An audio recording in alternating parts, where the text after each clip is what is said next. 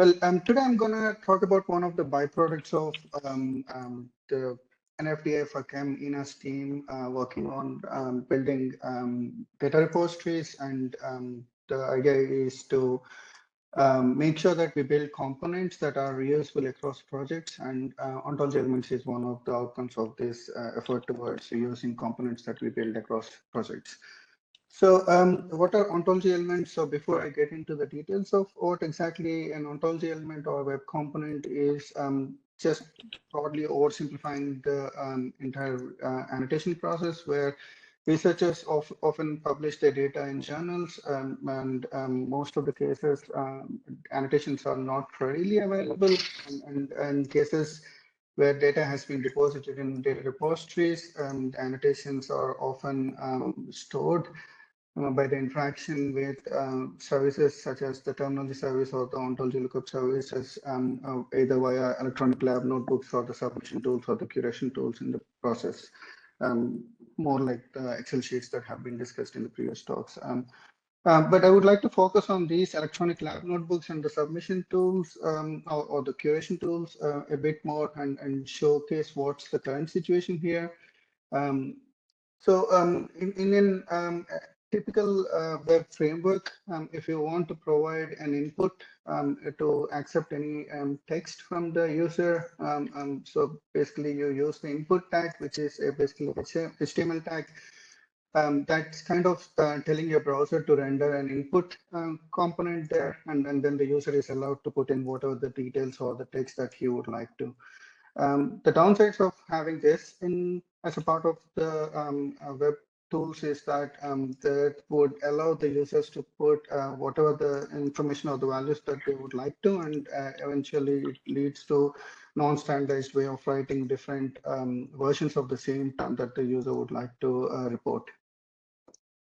So in this case, we are developing a rich ontology-driven components where you could replace your typical HTML standard tags with rich tags such as this one, where you are asking the browser to render a autocomplete instead of just free text input field, and then the user should be able to query and filter different terms across different ontologies using by interacting with the lookup service. So all the action happens behind the scenes, and all the user sees is just the regular normal input field, but we are restricting the terms and also the queries that we are making to the backend service, ontology lookup services there.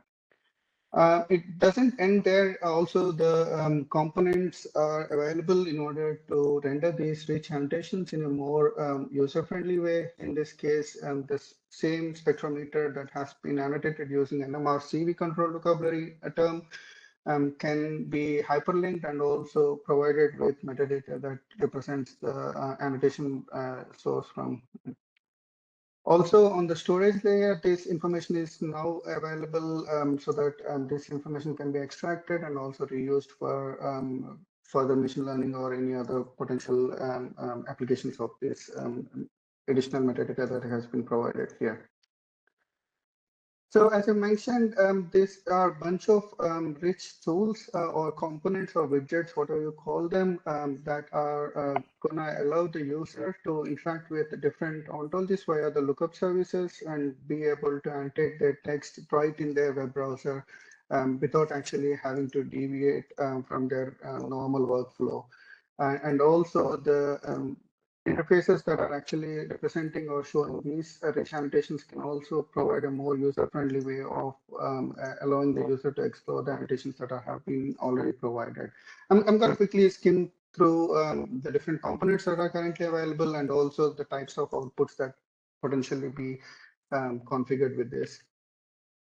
So one of the component that is part of this ontology elements is the ontology autocomplete that I have mentioned before. And here in this case, all you define is what sort of term that you want to search for, and also what are the different ontologies that you want to restrict the search for. And also you can also override the results that you are arriving at by specifying a prefix to the search term that is being shown in the bottom left-hand corner, where you can specify that get me Homo sapiens from SNOMED city or OB or both of them, and then you have the results from these two particular ontologies. And also the software developers can internally configure what are the other ontologies that could be configured to search these particular values of them. The other one is the ontology select, where the user is allowed to browse through the ontology tree and be able to make a conscious choice of different terms here.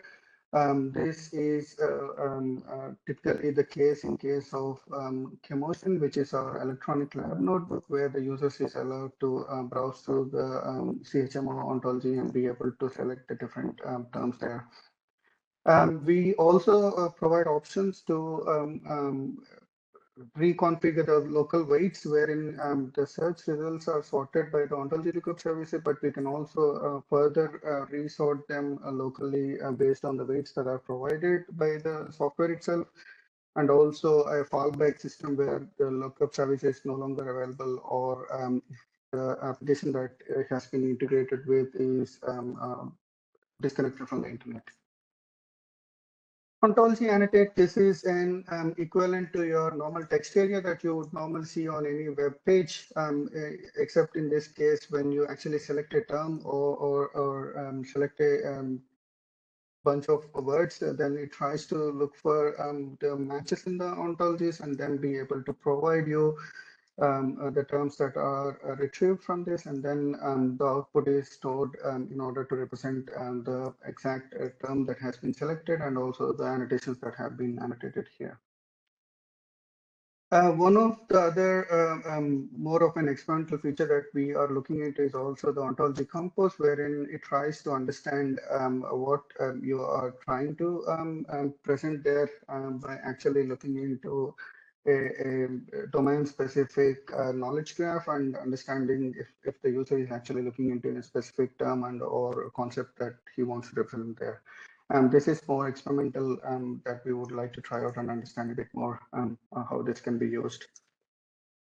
Here is two components that are actually representing the annotations that have been annotated before. So on the left-hand side, you'll see the term annotations. If a term is annotated, then you can represent that in a rich way on web interfaces using the ontology term annotation component. On the right side, you'll see text annotations where multiple annotations within a paragraph or text is represented there. And you can see the hyperlinks being highlighted, and also mouse overs and all other interactive bells and whistles can be added on top of this. So ontology lookup service that is by default integrated is the NFDI for CHEMS terminology service, but the components are configurable, so you can switch to EBI's OLS or your internal service. Or you can serve that ontology terms using your local JSON file as well. This is totally configurable and based on whatever the developers would like to integrate with. In terms of output, you can either specify the output to be a simple text, which could be a tab separated values, or you can also specify a JSON that outputs the ontology annotation in the form of an ISA ontology schema, or you can also request an standoff format, which is readily usable for any named entity recognition training or any neural network training from the annotations that are provided for a blob of text. So if you're a developer and you integrated ontology elements into your web application or a desktop application, that what are the database or schema changes that you have to do? In principle, you don't have to change anything. If you are basically using a text field, then you can continue using the same text types or long text and then have these annotations already integrated there. In case if you would like to store it as a JSON, probably you might want to convert this simple text field to a JSON blob or any other compatible version of the column types in your databases there. So One other byproduct of having these reusable components is being able to interact with the terminology service without the user have to leave the interface. So here in this case, we can provide options wherein the user can directly provide feedback to the ontology lookup service return terms, where they can report any misrepresented or uh, wrongly defined terms, or they can suggest new terms in case if they couldn't provide couldn't find any of the terms that have been looking for. We are currently working with the NFDFACAM terminology service team to make this happen and see how this is going to work with their GitHub issue-based workflow. Again, this is a work in progress. So if you are interested in looking into the details of this, please reach out to us. You can already try all these components if you follow the link here and be able to look or get the feel of what these components look like and how this can be integrated. So we have already integrated these ontology elements into two of our data repositories, NMR, which is a repository for storing NMR data, and also a Coconut, a small molecule natural product database that we have been building. And also there is also a prototype version of Chemotion that has ontology elements integrated into the NMR analysis tab of the analysis there. But ontology elements could potentially end up in any data repository or any curation tools that basically runs on JavaScript and has a HTML markup, so like markup. So as I mentioned, these are web components. So irrespective of what your JavaScript framework is, you should be able to use ontology elements right away in your web application or desktop application, such as Electron based, be it React, Angular, or Vue.js or Svelte, or if you don't use any framework, if you're basically onto Vanilla.js, then also should be possible.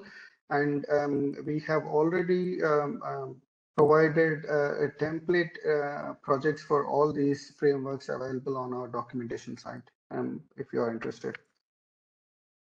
And there is also a detailed documentation on how these code samples work and what are the options that you can configure, and also an interactive interface where you can try out the different components before you actually integrate it into your interface. With regards to the code base, the components are primarily built with Vue.js, and also it's TypeScript driven, and it's licensed under MIT, and it's available on NPM. All you have to do is you install this using the NPM, and then be able to straight away use the markup with small changes based on the frameworks that you use. We have also integrated GitHub Actions and also Google Release Please based on conventional commits, and all the docs are deployed to GitHub pages, and automatic releases are pushed to NPM and Zenodo whenever the new release is available there. So I'll wrap this up here. This is broadly brief overview of like what ontology elements are. I hope you got the flavor of what we are trying to do here. And shout out to Nisha and Hamid, who has been helping out in shaping up this project. But please feel free to try out the demos and let us know or give us a shout if you need any specific details about a particular component or ways to integrate this into your workflows there. Okay, I believe that's all from my end.